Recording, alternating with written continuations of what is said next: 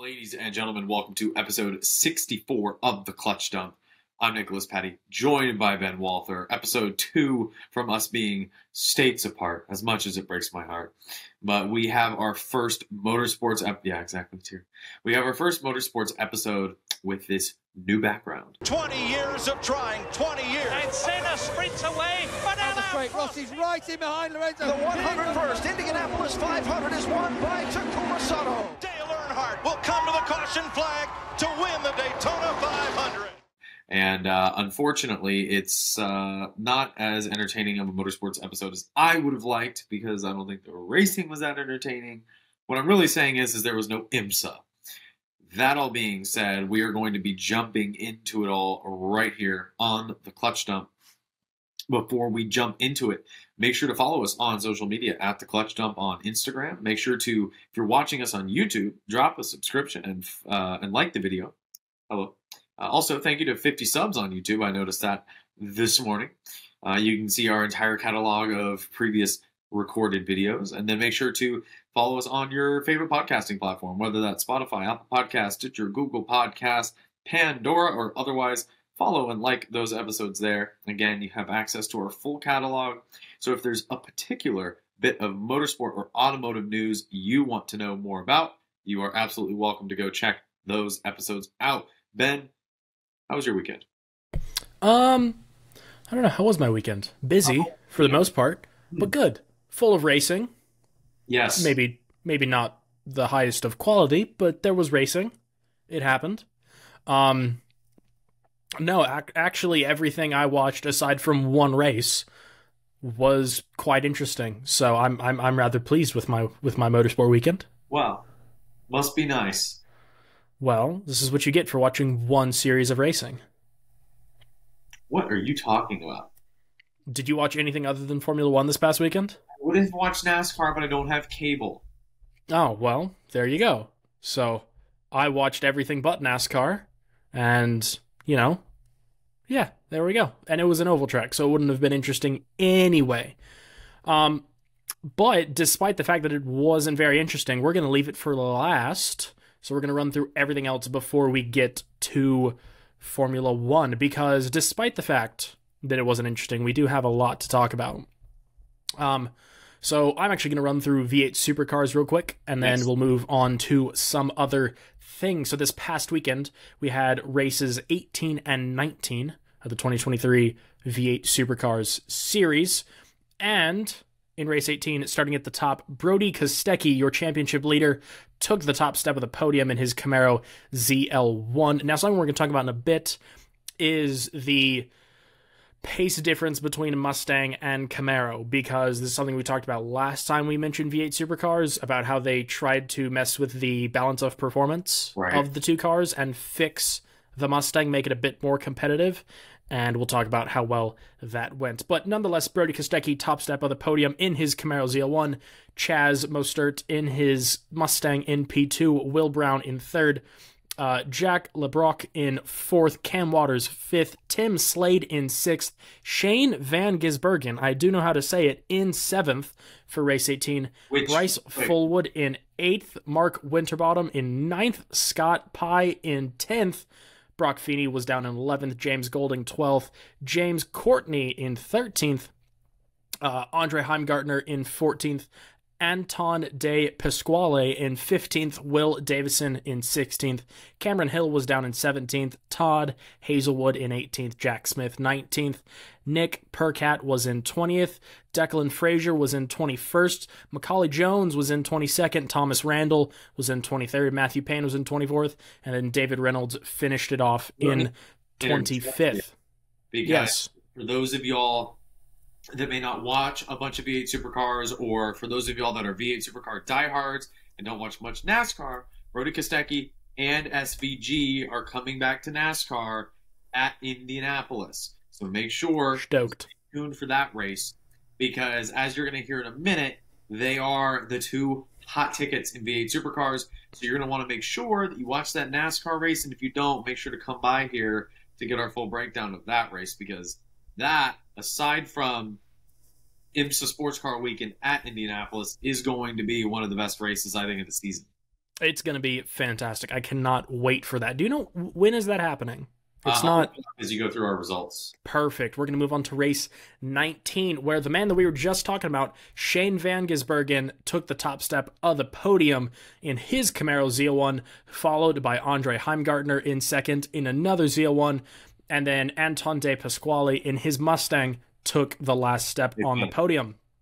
Brock Feeney was a step away in fourth, Bryce Fullwood in fifth, Cam Waters came sixth, Chaz Mostert came seventh, Brody Kostecki came eighth, Mark Winterbottom came ninth once again, Jack LeBrock came 10th, Scott Pye came 11th, Tim Slade was down in 12th, James Courtney was once again in 13th, Will Brown was down to 14th, Jack Smith 15th, James Golding was 16th, Will Davison was in 17th, Macaulay Jones was in 18th, Nick Percat in 19th, David Reynolds in 20th, Todd Hazelwood 21st, Thomas Randall 22nd, Matthew Payne 23rd, Cameron Hill 24th, and Declan Frazier 25th for race 19. Oh. Indy, NASCAR, on my birthday. Perfect. Look at that. So, just for the fans, Nick, when's your birthday? August 13th. No, of course, Ben. I know you knew, but for the fans, yeah. I mean, hey, Nick, when's my birthday? Actually, you probably really know that. That sucks. April or March, isn't it? Oh, well, it would happen to be March 25th, which, if you recall, is the day that you happened to propose to your wife. So. Was it March 25th? It was March 25th because I texted you and said congratulations, but you couldn't just give me my one day. So, yes. So I just realized March 25th might be more important to you than it is to me. Okay, but April when we started dating, I'm missing something. Something's not wired properly. Well, what? Ask Shelby. She probably knows. Anyway, the bottom 9 positions that I just mentioned. Well, of race 19, the bottom 9, 7 of them are Mustangs. Yes. Very close. So Macaulay Jones and Cameron Hill were the only 2 Camaros in that bottom 9. So I'm going to go with no. They have not fixed the balance of performance of this. Now, I'm not saying that it should be Camaro, Mustang, Camaro, Mustang. Like, it shouldn't be 1 for 1. I'm going to say, like, you chose to race a Mustang. I mean, deal with it. I don't know. I mean, the other thing is I don't know how much involvement Ford has. I mean, they've got a ton of involvement in the V8 Supercar. Obviously, they have to. So I don't know what's going on with that. I don't know. It's the first time that there's been a dual overhead cam motor in V8 Supercars, so they're probably trying to be like super timid about it because they know the dual overhead cam motors can make a ton of power really easily. So they're probably trying to be timid and just slowly give them a bit more. I'm assuming next season will kind of all be figured out, kind of like how IMSA and WC is going to be better next season for the hypercar class because they'll have ironed some things out and actually made some changes that matter. Right. But I'm going to go with no, given that there is 5 Mustangs in a row, 19th through 23rd. I'm going to go with no, you have not fixed the balance of performance on that. Yes, obviously, Brody Kostecki is leading the championship. Shane Van Gisbergen has won the entire planet. They're both in Camaros. Yes, Camaros are going to do well. And it's quite possible that the Camaros just have better drivers, I guess. I don't know. I mean, I know that Cam Waters is a heck of a driver, so he's been, up there as the top or the second, the second best Mustang all season for all the races, him and Chaz. So, there's good drivers in both. If you're in the V8 Supercars series, you're going to be a good driver. So, there's going to be those people that fall at the bottom, as with all racing series. But no, the Mustang has not been fixed. Speaking of Camaro versus Mustang, we had NASCAR at Richmond. What a segue. And it was the Federated Auto Parts 400. No, I did not watch it because they didn't stream it on Peacock. I don't know why NBC is that way, but they are. So let me go. They don't want more fans, is what it is. Been a long day. Okay. So your NASCAR results. In 36th is BJ McLeod. In 35th, JJ Yaley. 34th, Ty Dillon. 33rd, Daniel Suarez. 32nd, Corey LaJoy. 31st, Harrison Burton. 30th, Justin Haley. 29th, Ryan Newman filling in a Mustang. 28th, Noah Gragson. 27th is the Dinger. 26th is Austin Cindric.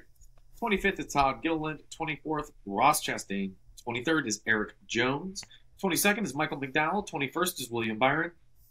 20th is Christopher Bell. 19th, Kyle Larson. 18th, Alex Bowman. 17th, Ricky Stenhouse Jr. 16th is Tyler Reddick.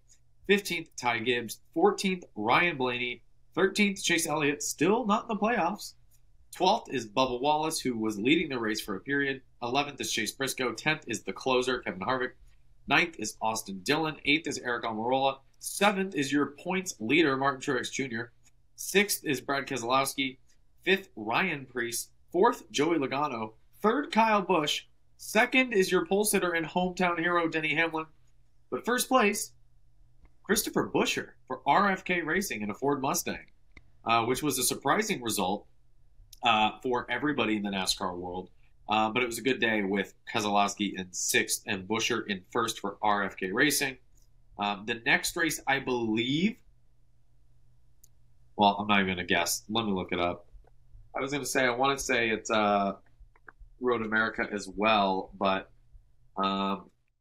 the next race is the Firekeepers Casino 400 at Michigan International Speedway. Just pulled that up. And then after that, we got the Brickyard. And that's on my birthday, too. So I got NASCAR at the Brickyard and IMSA at the Brickyard on my birthday. Look at that. It's gonna be there we go. So,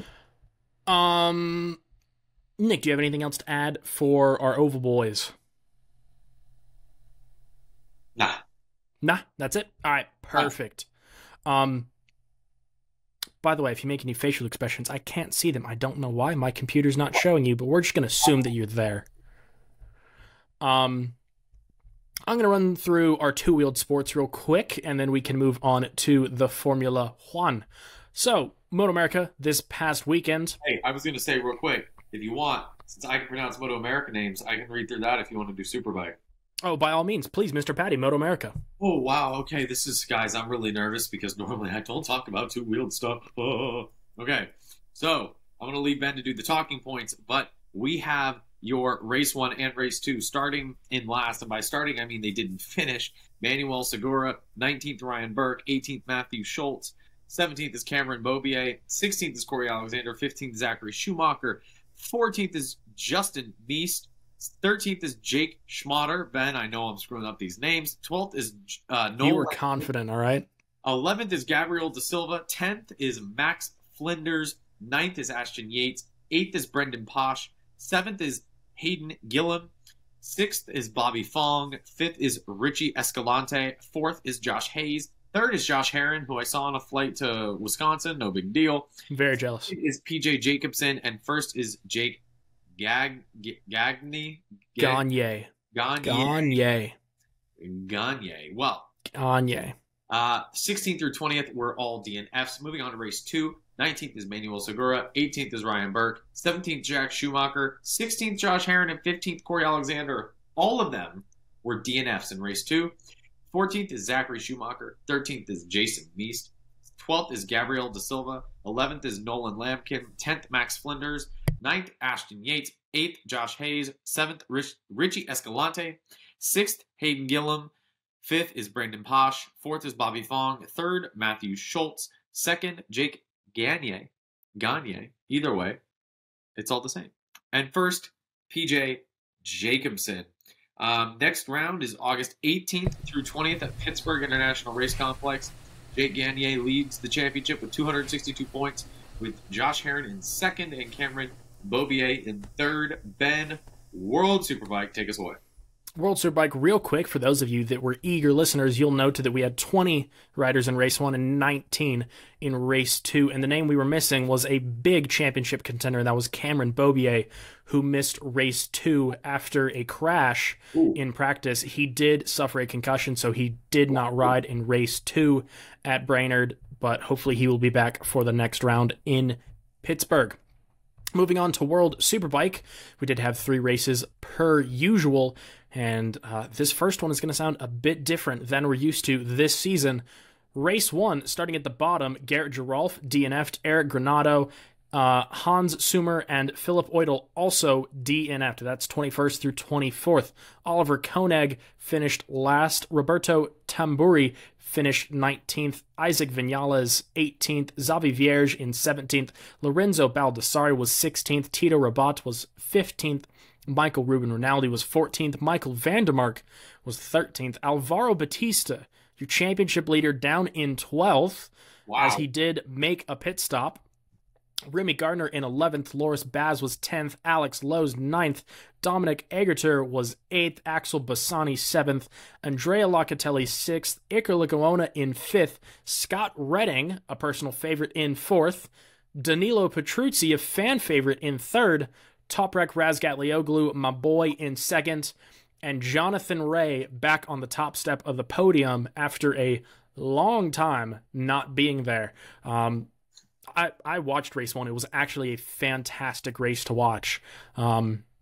It's kind of always exciting when the dude leading the championship doesn't win the race. So, as we'll get to in a moment. What's that like? You should watch motorcycle racing. It happens all the time. Moving on to our Super Pole race, which is not a normal race. It's a shortened race for no reason. Your DNFs were Xavi Vierge, Andrea Locatelli, and Lorenzo Baldassari. 21st, excuse me, was Philip Oidel. Oliver Koenig was 20th. Hans Sumer was 19th. Roberto Tamburi was in 18th. Eric Granado 17th. Isaac Vinales 16th. Tito Rabat once again 15th. Michael Vandermark down 1 to 14th. Scott Redding, not as glamorous of a result, in 13th. Loris Baz in 12th. Dominic Egerter was in 11th. Iker Lecuona was down to 10th. Garrett Girolf did finish, and he was in 9th, securing some points. Danilo Petrucci was not on the podium. He was down in 8th. Alex Lowe's moved up a few spots to 7th. Remy Gardner with a solid result in 6th. Michael Ruben Rinaldi was in 5th. Axel Bassani 4th. Alvaro Batista, your championship leader, was on the podium for Super Pole in 3rd. Jonathan Ray was down 1 from race 1 into 2nd. And Toprak Razgatlioglu took your Super Pole win. That is, without a doubt, my favorite name in the history of names. Dude, it's so good. It's Toprak Razgatlioglu. Throw that in the garbage. I want Toprak Razgatlioglu. Exactly. It's that good. It's very satisfying when you can say it, because when you have friends that kind of watch motorcycle racing and kind of don't, it's really fun because they refer to him as the Yamaha guy, and I know who you're talking about, but yeah, and I was like, oh, you mean Toprak Razgatlioglu? And they're like, Ben, go away. Ben's like, hello, darkness, my old friend. But moving on to race 2 on Sunday, your DNFs, Eric Granado, Lorenzo Baldassari, Oliver Koenig, and Toprak Razgatlioglu did not finish. Where's he from? Turkey? I don't know the answer to that. Can you look that up real quick? You continue. But Toprak Razgatlioglu did suffer a flat tire mid-corner. There is a fantastic picture that he posted on his Instagram of him fully pinned coming out of a corner, and the tire is just wrinkled and debeaded, and you can just, as a person who's ridden a motorcycle what is somewhat fast, yes, that sounds terrifying. So it then is a series of photos of the bike going sideways and him flying off, and then a picture of him standing and looking very angry, as he has every right to be. Excuse me, yes. Yes, you in the back. He is Turkish. Oh, look at that. Well done, sir. Well done. But your finishers for race 2: in 20th, Garrett Girolf. Hans Sumer was in 19th. Tito Rabat 18th. Isaac Vinales 17th. Roberto Tamburi was in 16th. Michael Vandermark was down in 15th. Alex Lowe's 14th, Philip Oidel 13th, Iker Lecuona was in 12th, Dominic Egerter was in 11th, Loris Baz 10th, Xavi Vierge was 9th, Scott Redding, solid result, in 8th, Andrea Locatelli finished 7th, Remy Gardner, another 6th place for him, Michael Rinaldi, another 5th place for him, Axel Bassani with another 4th place, Jonathan Ray was down to 3rd, Danilo Petrucci was on the podium once again this weekend in 2nd, and your championship leader, once again, winning winning race to Alvaro Bautista. Alvaro Bautista leads the championship with 427 points over Toprak Razgat Lioglu, who has 353, and then Jonathan Ray is in third with 251 points. Yes, you, sir, there in the back. On this segment of Ask Ben About Motorcycles, yes, I found a bike that might be my favorite bike, and I found it on Facebook Marketplace, and I need your thoughts. Okay, can I guess it? Yes. Okay. Do we have a country of origin? Yes. Is it Italian? No. Oh, I'm so lost. I don't even know where to start now. I like this game. Let's see. Is it American? It can't be American. No? Okay. Is it Japanese? Yes. Okay, there we go. Let's see. It's Japanese. Nick likes it, so it's not going to be something normal. I honestly have no idea. I don't know. Yes, we have time to kill. Keep going. Okay. Let's see. I'm just going to run through the big four. It won't be a Kawasaki. Is it a Kawasaki? No. Is it a Suzuki? No. Is it a Honda? Yes. Yes. Okay. What century is it from? The 20th. The 20th century. Dang, that sucks, because Honda's been around for the longest in that one. That really doesn't narrow it down for me. I'm going to go with how many cylinders. Does it have 4 cylinders? I don't know that enough about motorcycles. It's a V. Okay. What's up? It's a V-twin. Was that 2-cylinder? It's a V-twin. Okay, so that's 2. Honda V-twin from the 19th century. Could literally be one of 100 bikes. 20th, not 18th. Oh, sorry, 20th. Whatever. I have no idea. I have no idea where to go from there. It is a 1988 Honda. Okay. NSR 250R, imported directly from Japan. And is my screen pixelated still for you? Love that. Yes, it is, but you don't need to show it to me. I know exactly what an NSR 250R is. I want one so bad. It's one of the Rothman's bikes. Ooh, it's the Rothman's liveried one? Yes. Oh, man. Okay, so by the way, for starters, I showed this to you a very long time ago. Like, we're talking like 2 years ago. Yeah. Because I said I was going to buy one to match your Rothman's Cup car. Well, so here's the thing. Not only is it the same year as the Cup car, it is 15 minutes up the road for me. The guy's asking $11,800, and it has 3,800 original miles. Okay. So I'd like you to know something. That bike will require an ungodly amount of maintenance. Oh, you think I was going to buy this? You know who I'm married to. Okay. But just a heads up. So something to note about the NSR line of bikes. The NSR line of bikes are 2-stroke motorcycles. Yes. Okay. Which means they have to be rebuilt like every 5 days or something. So, for starters, yes, you should absolutely buy one. I've been looking for an excuse to buy an NSR 250R. I want to convince all my friends to buy them because I have a large obsession with small displacement, old Japanese motorcycles. Yes. And the NSR 250R is up there. Next. I have 2 more episodes of Ask Ben and my white screen turned off, so give me 1 second. Yes, it did. You did disappear. It's a Wendy's commercial. Ben, check your messenger because I've sent you 2 vehicles I want your thoughts on. Check my messenger. Okay, messenger. Yes. Like Facebook Messenger? Yes.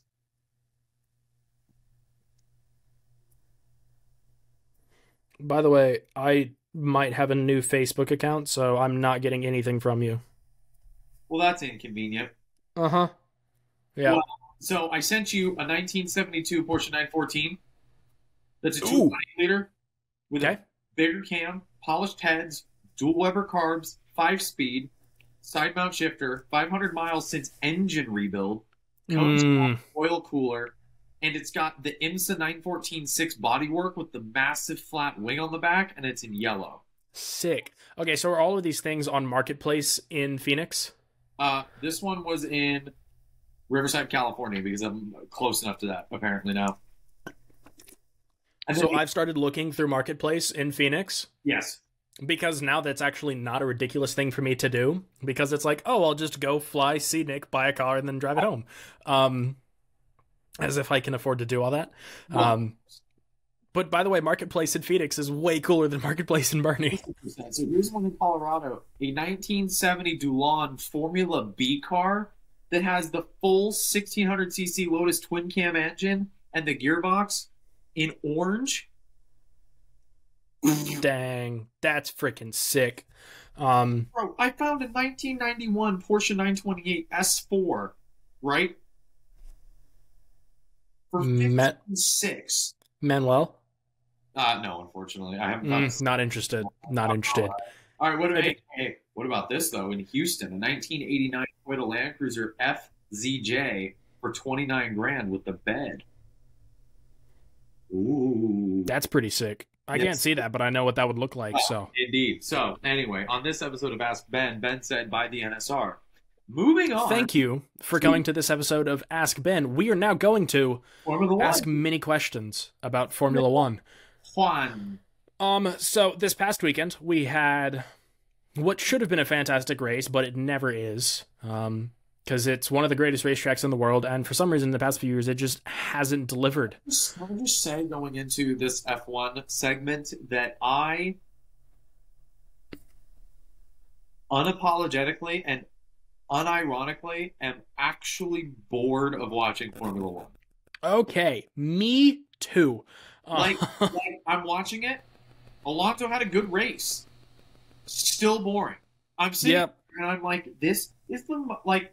It's like someone sat down and said, "Hey, eat this cardboard," and I'm like, "Can it at least be soggy? Like, can there be anything?" Yeah. No, eat this dry cardboard. And it's freaking rough, man. I mean, it's not even because Max is winning. There's just not. There was one good overtake that race, and it was one of the Alpines. I can't even remember which one, but it was one of. It was Ocon on Sonoda. Yes. Only could overtake the entire race. The rest of it was like, oh, look, DRS and if that's true. If you didn't watch the race, the most exciting part of the race was when an Alpine passed an AlphaTauri. That was peak Spa. We were at Spa, literally my favorite racetrack on the calendar, and the peak was when Esteban Ocon past Yuki Tsunoda. That was the peak. Anyway. The peak was in the press conference when that little girl asked the drivers if they wanted to ever gang up on Max or if they were jealous of his car. And then George was like, well, I don't know how we'd gang up on him. And Fernando was laughing. He goes, yes, we're jealous. We're very jealous. Fernando's just like, yep, what you said, yes. During the national anthem, Fernando was trying his hardest not to absolutely lose it laughing. Dude, okay, so I didn't see it because, like, I don't turn on the race until, like, right when it starts. Like, social media, come on. I always turn on, like, Formula, like, I always turn on for, like, the formation lap. But I did see the video on Instagram afterwards, and it looked like they were all trying so hard to not die laughing. Yeah, that was... It was so bad. Freaking weird. Nick Patty, do you want to run through one segment of results?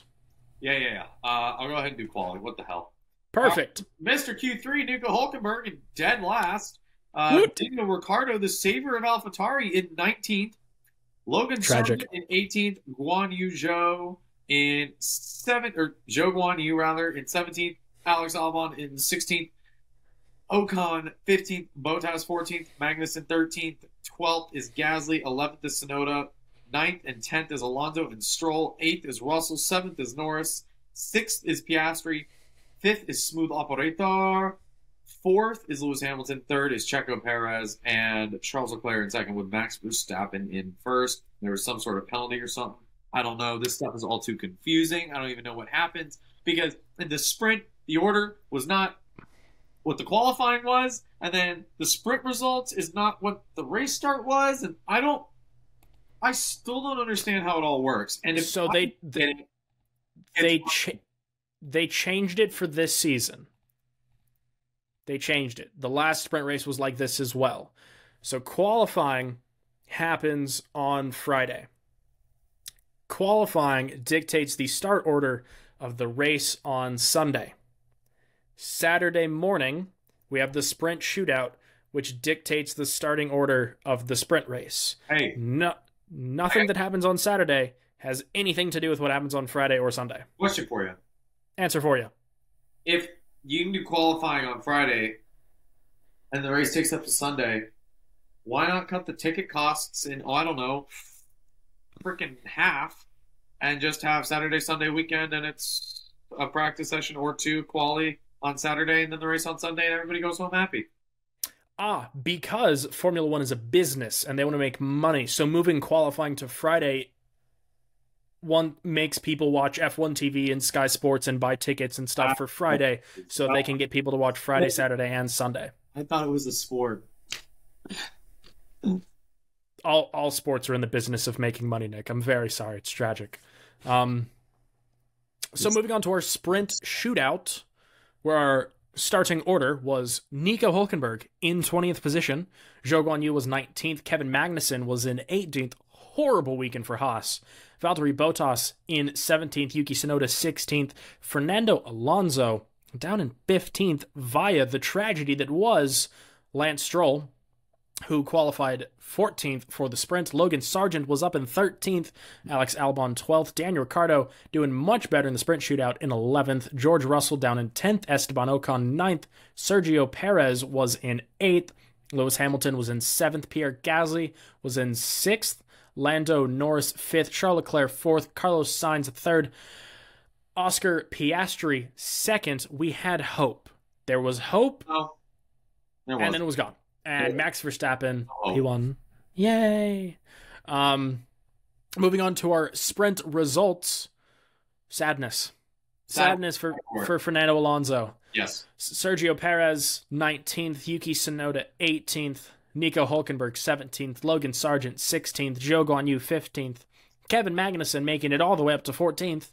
Valtteri Bottas was in 13th. Alex Albon did not move whatsoever, stayed in 12th. Lance Stroll in 11th. Daniel Ricciardo up 1 to 10th. Esteban Ocon in 9th. George Russell was 8th. Lewis Hamilton was in 7th, where he started. Lando Norris 6th. Charles Leclerc 5th. Carlos Sainz was in 4th. Pierre Gasly was in 3rd. Oscar Piastri remained in 2nd. And Max Verstappen remained in 1st. Now, something to note about Saturday is if you didn't watch Saturday was a bit of a disaster because it rained and then it didn't, and then it rained and then it didn't. Right. So basically what happened was there was the sprint shootout in the morning and then other things, Formula 2, Porsche Super Cup, whatever. And then the sprint race. And the problem is the FIA dictates that there has to be X amount of space between each session, right? So because things got delayed, they delayed the sprint race by 25 minutes. Okay? Now, they also said that it was going to start raining in 25 minutes, which means that it was going to start raining at the delayed time. They delayed it by 25 minutes, and then after that, they saw that it was going to rain in 25 minutes, so they delayed it by another 25 minutes. So it was 50 minutes late. I have a for this. So they delayed it to the start of the rain for no reason. They should have just gone, hey, it looks like it's going to rain. We'll just start it now. And the problem is it rained and then it got delayed again. And basically we wasted a Saturday waiting for 5 laps, 5 formation laps behind the safety car of a 16-lap race, which you have to count because of fuel consumption and etc. So we then got an 11-lap sprint in the moist. And it wasn't very interesting, other than Alonso crashed, which wasn't interesting. That was just sad. Which, happy birthday, Padre. He turned 40. Happy birthday, Fernando Alonso. You had a bad day, but happy birthday, sir. Well done. He had a good race. All right. Anyway, yeah, he did all right. That's it about F1. And obviously we have the race to get to, but I'm just so sick of the freaking politics and the FIA going, oh no, due to safety concerns, we are going to do this. It's like at the end of the day, the teams have designed the safest car they can. You have spent decades refining the safety regulations. At some point, you just have to leave it to chance. If they're concerned with safety, don't race. Yep. Nobody will die. Like, I know it sounds so stupid and reductionist. If their only concern is nobody dying, nobody should race. Yep. Oh, That's pretty much it. Want racing?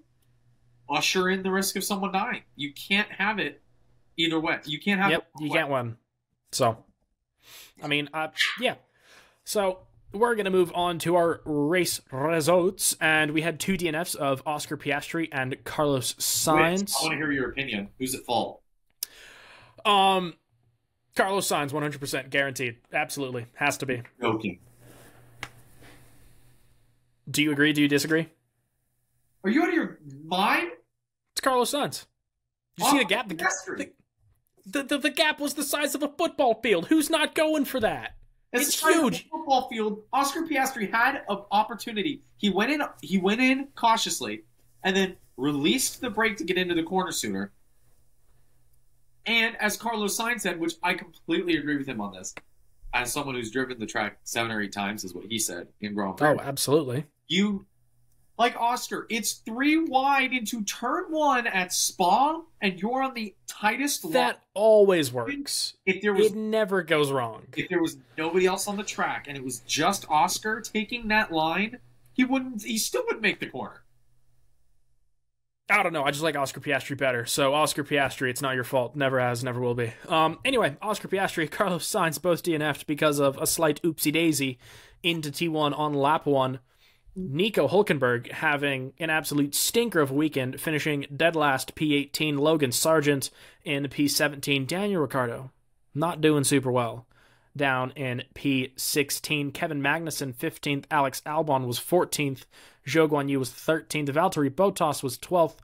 Pierre Gasly was 11th. Yuki Tsunoda was 10th, taking the final point of the race. Lance Stroll was 9th. Esteban Ocon was 8th. Lando Norris 7th. George Russell 6th. Fernando Alonso having a much better day in 5th. Lewis Hamilton was 4th. Charles Leclerc was on the podium in 3rd. Sergio Perez was 2nd, and Max Verstappen won the race. Yay! So, in fact, there was a bit of news in the sense that people were speculating why Aston Martin's form has fallen off so suddenly this season. Because everyone else has figured out how to build a car. In an interview with Ted Kravitz, Mike Crack suggested but did not outright confirm that there was a loophole that Aston Martin had found in the rules that they were exploiting. And the FIA literally said to Aston Martin that they were the only ones using it, and so it was unfair, and then they closed the loophole, knowing that it would adversely affect Aston Martin. So, this is the wonders of Formula One, right? Formula One is about innovation and advancing and blah, blah, blah, blah, blah, right? Innovated. Stop! So, this is how the sport works. Either you do something magical and it works great. Example 1, RB19. And then, either everyone copies your homework, and then everyone's in the same car, or the FIA or Formula One or whoever says bad, no, stop, and then they get rid of it. That's basically how it works. Either it's good and everyone else does it, or it's good and no one's allowed to do it. That's how it works. I saw on X, because Twitter's dead, and it's just now X. Sure. So there's more engine regulations coming the way of Formula One. So yes, they're going to balance everything out.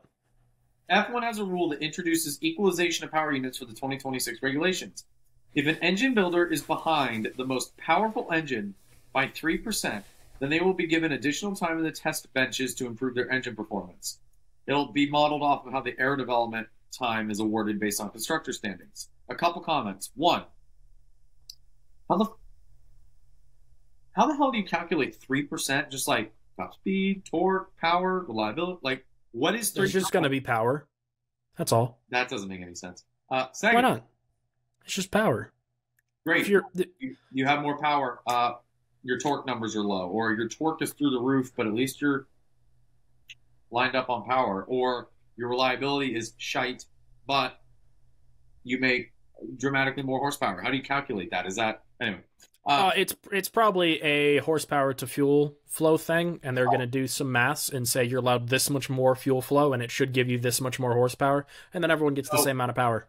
I do not like Lewis fans, but typical Lewis fan on Twitter, replied, so then what's the purpose of different engine suppliers now? Why not just make this the spec series?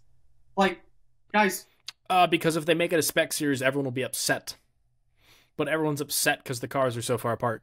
So everyone wants it to be a spec series, but if they make it a spec series, everyone will hate them. I hope this Earth spontaneously combusts just so F1 fans don't exist anymore. Yeah, but then I wouldn't have a Camaro. So, sadness. You wouldn't be you. Anyway, I suppose. By the way, I nearly sold my Cayman today on Facebook Marketplace for a 944. What? Everything you just said was a bad idea. Well, except for selling the Cayman, that was a good idea. But 944 is a horrible idea.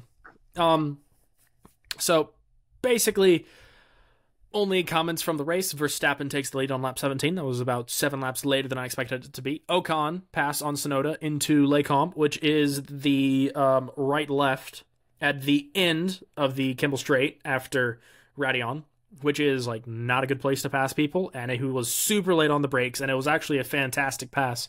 Well done, Esteban Ocon. And there was rain that didn't rain. However, we are going to talk about kind of this first half of the season as a whole. So we are halfway through the season. We're going into the summer break. We have to wait till like August 25th or 27th or something for the next race. Ridiculously long time. So I have some maths here. I've done some numbers. So for starters, there's 284 points left on the table for the rest of the season. If you include, that's basically if you get first place at everything in fastest lap, you can get 284 points. So basically, from between now and then, Max will be 284 points greater in the championship. So theoretically, everyone from Piastri, which is 11th and up, can win the championship. Theoretically. Not going to happen. Like, Piastri would have to win everything, and everyone 1st through 10th would have to DNF. Really, it's like only Sergio can if Max just doesn't show up. Or if Red Bull's found to be in gross violation of the cost cap. Yes. No. Yes. Anyway, so I'm going to go through your championship standings at the moment. So Max Verstappen is first, Sergio Perez is second, Fernando Alonso is third, still. By 1 point?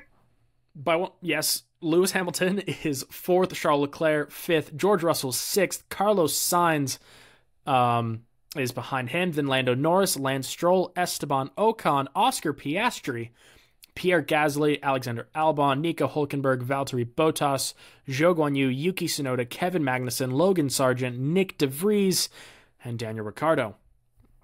By the way, of those, Nick, you guessed 3 of them correctly. I already saw the standings. I'm losing. Bravo to you. But I'm going to go through kind of where drivers are sitting as far as numbers this season. So I have average position this season, best position or best finish, and how many DNFs they have. So Max, actually we'll leave Max for last. So Daniel Ricciardo, for starters, in his 3 races, is at an average position of 13th, best of 10, DNF 0. Logan Sargent, average of 17th. Not good. That is the worst of the grid. Of the people that are still on the grid, at least. So Logan Sargent is average 17th, best of 12, 3 DNFs. Alex Albon, average of 12.7, best of 7th, 2 DNFs. Yuki Tsunoda, average of 13.9, best of 10, and 1 DNF. Nick De Vries, 16.25 was his average position so far. His best finish was 12th, and he has 2 DNFs. Nico Hülkenberg, average position of 14.4, with his best finish being 6th, and 1 DNF for him. Kevin Magnussen, average of 15.25, best of 10th, and 2 DNFs. Fernando Alonso, average of 4.6, which is really freaking good, best of second place and has 0 DNFs so far this season. So Lance Stroll, let's see, Lance Stroll 13th. Lance Stroll, sorry. Do you take over? You're struggling. Sorry, I'm losing my mind here. Lance Stroll is averaging 9.9, best of 4th and 2 DNFs. Zhou Guanyu, average of 14.26, best of 9th and 1 DNF. Valtteri Bottas has an average of 13.86, a best of 8th and 0 DNFs. Lando Norris, best of 10.13, best of 2nd and 0 DNFs. Oscar Piastri has an average of 11.66, best of 2nd and 2 DNFs. Pierre Gasly, average of 12.6, best of 3 DNFs. Esteban Ocon. Throwback to Australia. Esteban Ocon has an average of 12.46, a best of 3rd, and the most DNFs of anyone so far this season of 4. Good. Lewis Hamilton, average position of 5.06, a best finish of 2nd and 0 DNFs. George Russell, average of 7.53. His best finish is 3rd and 2 DNFs. Carlos Sainz, average of 7.06, best of 3rd and 1 DNF. Charles Leclerc behind Sainz with an average of 7.73, a best of 2nd and 2 DNFs. Sergio Perez, best of 4.86, a best of 1st place and 0 DNFs. Max Verstappen, an average of 1.2, best of 1st and 0 DNFs, which is absolutely ridiculous. So like I said, there's 284 points left on the table, so theoretically 11th through 1st could win it, but let's be honest, we should just give the trophy to Max now. I mean, it's fine, you can have it, whatever, no one else is going to get it. Some things to remember about this season. The Italian Grand Prix, Emilia Romagna GP, was canceled due to flooding. I honestly forgot about that. Lance Stroll, throwing it back to the beginning of the season, missed preseason testing due to his bicycle accident. I don't know. I just think Fernando Alonso beat him up. And something to note looking forward, Sebastian Vettel won 9 races in a row in 2013. Max is at 8. So if Max wins Zandvoort, which is his home Grand Prix, he will tie Sebastian Vettel's consecutive win. Could you imagine Padre gets his 33rd at Max's home track, ending the streak that Max would go on to tie Sebastian Vettel's consecutive wins? I'll tell you what. I'll tell you what. I deeply want that to happen. Actually, what I want to happen more than that is Lando Norris or Oscar Piastri to win. If Alonso wins, I will buy you a 6-pack of Peroni. I don't like beer. First of all, there wasn't a question, and secondly, that wasn't the question. All right, fine. Thanks, I guess. I just won't drink it. Fine. I will buy myself a 6-pack of Peroni. There we go. That makes more sense. I mean, you can buy it for me, but I'm going to gift it to you, so you can have it. Such a kind soul, guys. Ladies and gentlemen, Ben Walford. No, I cannot tell you how badly I want Max Verstappen to not win Zandvoort for multiple reasons. Number one, Orange Army to go home. I can't make that joke. Never mind. I'll save it for after the podcast. Well, number one, if you're listening to this, Jacob Villamain, this is very cruel of me, but he's going to the Zandvoort race. And he's the biggest Max Verstappen fan that I know. Yep.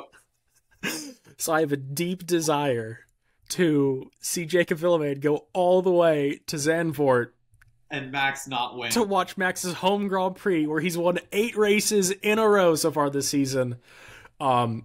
for him to have, like... Look, I feel like that's gotta be the karma that's coming around for Max fans. Dude, it has to be. It has to be. There's gotta be something. Even that he doesn't win. It's a turn 1 accident or his engine blows. Like, Yeah, something like that. Like flat tire on the second to last lap. Something. No. He doesn't even finish the race type shit. That's what we need. Yeah. So, I'll be honest. If Max Verstappen doesn't win Zandvoort, I do not care whatsoever who wins. Anybody could win and I would be thrilled. Unless it's Lewis Hamilton. I mean, to each their own, but, like, literally, I'm open to anything other than Max Verstappen. Just not Max. Please, that's all I ask. Yeah, so that's where we're at. We have a very long break before our next Formula One race. Like I said, August 27th, I think is what it is. But coming up next weekend, we have Rally Finland for the WRC. MotoGP is back after their summer break because we missed the Kazakhstan Grand Prix because it got canceled because they didn't build a racetrack in time. Oops, supposed to be their debut or something, and they were like, oh yeah, by the way, we forgot to build the racetrack. I get this the Ducati trailer pulling up, they're like, what is the track? And they're just like parked in the middle of a dirt field, and they're like, There's like cows and alpacas, and they're like... Yeah, there's just nothing there. But MotoGP is back next weekend at Silverstone. Moto E is back next weekend, obviously, because MotoGP is back, which I do want to comment on it. It'll be at Silverstone. I'll make it like 2 minutes so that Nick doesn't have to hear it. NASCAR is back, like we said, at the Firekeepers Casino 400 at Michigan International Speedway. IMSA will be back next weekend with Sports Car Weekend at Road America. Yes. And then Indy is back for the streets of Nashville next weekend. It is going to be a fantastic weekend of racing because we have Rally, we have MotoGP, we have NASCAR, we have IMSA, and we have Indy. It's not F1, therefore it's good racing. Like we've said all season, if you want to watch Formula One, watch Formula One. It's the only way to watch Formula One is to watch Formula One. If you want to watch good racing, watch anything that isn't Formula One. I think I just had a stroke. You did. But Nick and I have been saying it all season. If you want to watch interesting racing, don't watch Formula One. Pick any other... Or IndyCar. Those are the two best series. It's true. If you're into motorcycles, watch any of them. They're all good. Fair enough. So, Mr. Patty, your final thoughts. My final thoughts are that by the time this airs, I will be at my first day of work, and I am petrified because it's actually not true. It's gonna go up tonight. Huh? It's gonna go up tonight. Okay. Well, for those of y'all listening, inevitably tomorrow, I'm probably on my commute to my job, and I am. So, because my front suspension, because of blown struts, is just going to be creaking and cracking all the way in. They're going to be like, perfect. Pulling into a racetrack in a squeaky Cayman. Shut up! No!